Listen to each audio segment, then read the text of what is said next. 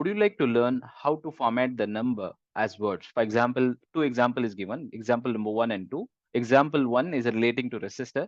Anything above 100 ohm is considered to be fail, and anything below 100 is considered to be pass. Similarly, the student example, and anything below 40 is considered to fail. Anything greater than 40 is considered to pass. How to do that? All you can do is that copies this data and paste the same value here. Similarly, copy this data set and paste it here. And this is the code we are going to apply, right? And then select one more time the data range, control 1, go to custom.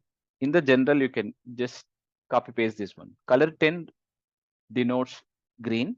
And let's say this is less than 100, we're going to say pass. Greater than 100, color 3 refers to red.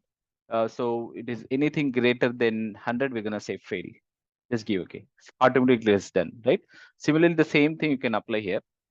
Control 1, format, custom, you can give this one.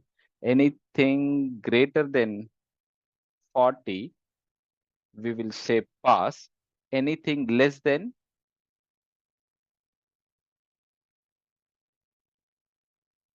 40 will say fail. See, automatically again. I hope you find it useful. Thank you.